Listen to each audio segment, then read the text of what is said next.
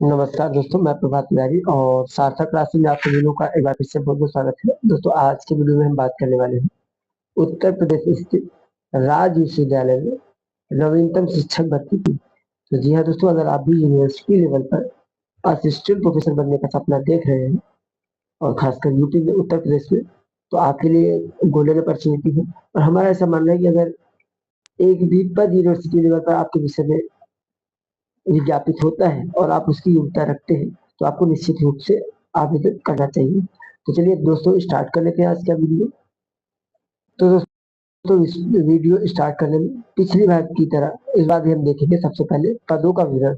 और अगर आपके पद में एक भी पद है आपके विषय में, तो आपको आवेदन अवश्य करना चाहिए।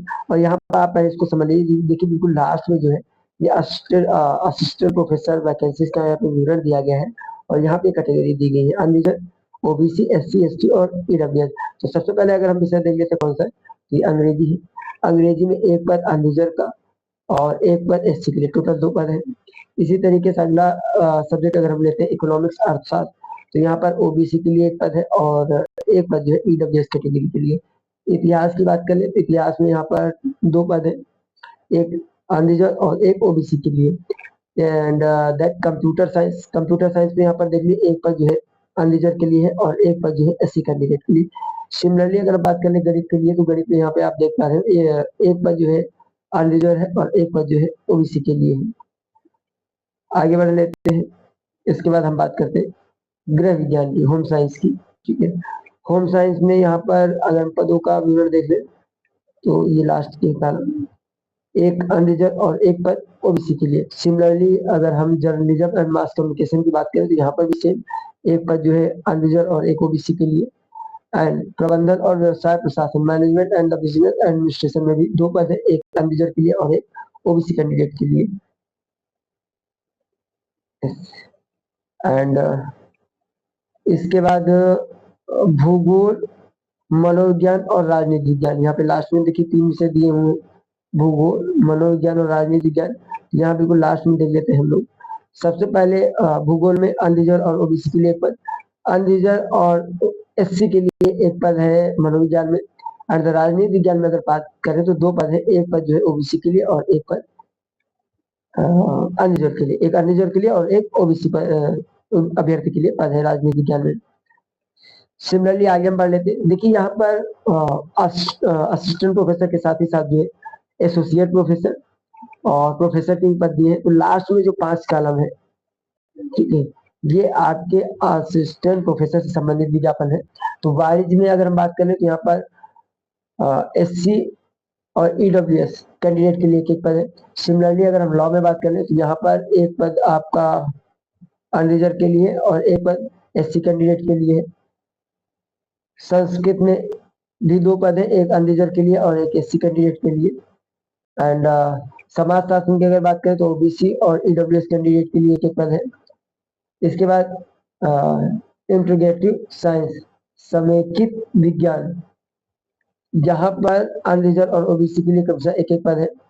हिंदी में अनरिजर्व और ओबीसी के लिए एक पद है। जंतु विज्ञान में एक पद है एससी कैंडिडेट के लिए और एक पद जो है ईडब्ल्यूएस कैंडिडेट के लिए है। आगे बढ़ लेते हैं। अब यहाँ पर हम देख लेते हैं भौतिक विज्ञान। भौतिक विज्ञान में यहाँ से लेते हैं 5, 1, 2, 3, 4 पद। तो एससी और ईडब्ल्यूएस कैंडिडेट के लिए एक पद है, जबकि अनरिजर्व और ओबीसी के लिए एक पद है। वनस्पति विज्ञान में, रसायन विज्ञान में ओबीसी कैंडिडेट के लिए एक पद है। एंड खाद्य विज्ञान एवं प्रौद्योगिकी, फूड साइंस एंड टेक्नोलॉजी में यहाँ पर ओबीसी कैंडिडेट के लिए एक पद है। एंड कृषि अर्थशास्त्र एवं कृषि व्यवसाय प्रबंधन, यहाँ पर एससी कैंडिडेट के लिए एक पद है। अब यहाँ पे 2 विषय और बचे हुए हैं, इनको हम देख लेते हैं। दृश्य कला एवं एनिमेशन, इसमें अगर लास्ट के 5 ले ले तो एससी कैंडिडेट के लिए एक पद है। सिमिलरली ओबीसी कैंडिडेट के लिए एक पद है यहाँ पर आतिथ्य एवं पर्यटन प्रबंधन। तो कुल अगर हम पदों की बात करें तो देखिए 25 विषयों में 15 पद अनरिजर्व, 15 पद ओबीसी, 10 पद एससी और 5 पद ईडब्ल्यूएस कैंडिडेट के लिए विज्ञापित किए गए हैं। तो वैसे मैं आपको बता दूं, देखिए मैंने यहाँ पे पीडीएफ से बताया है, लेकिन आपको मेरी सलाह यही रहेगी कि आवेदन करने से पहले जो है आप इसको इस पीडीएफ का अध्ययन जरूर करें। ये पीडीएफ आपको हमारे टेलीग्राम ग्रुप में मिल जाएगी, वहाँ पे मैं शेयर कर दूंगा, और टेलीग्राम ग्रुप का लिंक आपको इस वीडियो के लास्ट में मिल जाएगा। पे स्केल की बात करें, देखिए सबसे पहले आप जान लीजिए कि ये परमानेंट वैकेंसीज है, और पे स्केल यहाँ पे जो वर्तमान में चल रहा है, प्रोफेसर के लिए जो है लेवल 14 है, एसोसिएट प्रोफेसर में लेवल 13A, और असिस्टेंट प्रोफेसर के लिए लेवल 10, यानी 57,700 से लेकर 1,82,400 रुपए तक। यूनिवर्सिटी की बात करने एक नजर डाल लेते हैं, तो ये यूनिवर्सिटी आपकी महाराजा सुहेल देव स्टेट यूनिवर्सिटी आजमगढ़। यहाँ पे रजिस्ट्रार का ईमेल नंबर भी ईमेल आईडी दी गई है, और साथ ही साथ वेबसाइट भी यहाँ पर दी गई है, जैसा आप देख पा रहे होंगे, msdsu.ac.in। अब प्रमुख तिथियों पर नजर डाल लें। लास्ट डेट यहाँ पे क्या है, लास्ट डेट है 16 अप्रैल ऑनलाइन अप्लाई करने की, जबकि हार्ड कॉपी भी आपको भेजनी है, और ये हार्ड कॉपी आपकी रजिस्ट्रार के एड्रेस पे 23 अप्रैल तक पहुंच जानी चाहिए। यानी मेरे हिसाब से जहाँ पे हार्ड कॉपी भेजना होता है, वहां पे फिर आपको विलंब नहीं करना चाहिए, जल्द से जल्द जितनी जल्दी हो सके आप आवेदन कर दीजिए इसको, और हार्ड कॉपी आप सारे डॉक्यूमेंट्स लगा के सेल्फ अटेस्ट करके डिस्पैच कर दीजिए। योग्यताओं की बात करें, देखिए योग्यता तो सामान्य है, आप लोग हमेशा फॉर्म भरते रहते हैं, तो आपको मालूम है कम से कम नेट होना चाहिए, पीएचडी है तो बहुत अच्छी बात है, प्लस गुड एकेडमिक रिकॉग्निशन में आपका 55% मार्क्स के साथ होना चाहिए, और अगर कैटेगरी में कोई छूट दी जाती है तो उसके अनुसार जो छूट भी होना चाहिए। सर्टिफिकेट वगैरह अगर आप कैटेगरी में, तो सर्टिफिकेट कैटेगरी का लगेगा, वो भी कोई ऐसी कोई नई बात नहीं जो आप लोगों को शेयर की जाए, ऑलरेडी आप लोग अप्लाई करते रहते हैं। अब यहाँ पे जो जरूरी है, हम ये देख लें कि फी क्या है इसकी, ठीक है। तो लेकिन देखिए एक और नोटिस है यहाँ पे दी गई है, इसको देख लीजिए पहले, और ये बहुत इंपॉर्टेंट नोटिस है, पॉइंट नंबर 5 कि जिन लोगों ने पहले आवेदन किया हुआ है आवेदन संख्या 1/2024 के थ्रू या 2/2024 के थ्रू, तो ऐसी कैंडिडेट को दोबारा भी अप्लाई करना है, या उन्हें फीस से छूट है, उन्हें फी पे नहीं करना है। तो देखिए लिखा हुआ the candidate who have applied for any teaching post against earlier advertisement number 1 2024 and or advertisement number 2 2024 are to apply mandatorily again to sustain their candidature for the post. However, they are exempted for submitting the application fee if they wish to apply for the same post. Such candidates are required to send the application form along with the necessary attachment. यानी अगर आपने पहले भी आवेदन किया तो आवेदन आपको फिर से करना पड़ेगा, लेकिन आपको फी नहीं सबमिट करनी है।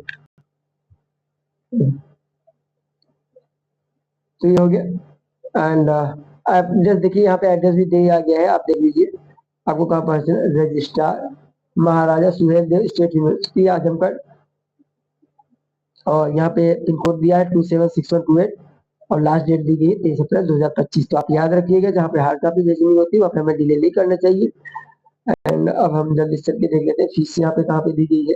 तो फीस के लिए आप ये देख लीजिए, यहाँ पे दिया गया है 14 नंबर कॉलम पे, submission of application fee. Application must be accompanied with a non-refundable application fee rupees 2,005 unreserved and OBC candidate के लिए 2,000 रुपए, एंड ये 1,500 रुपए है SC ST EWS और DA कैंडिडेट के लिए। क्लियर हो गया। And application fee will be paid through online mode only. Application fee once paid will not be refunded under any circumstances.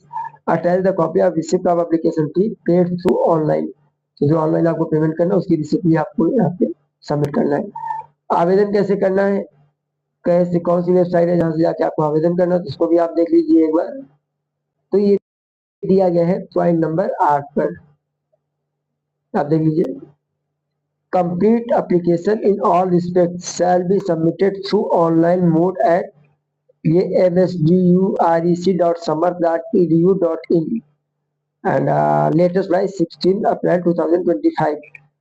तो ये दिए आपको ऑनलाइन आवेदन करना है, ये वेबसाइट यहाँ पे दी गई है http://msdurec.samarth.edu.in के थ्रू।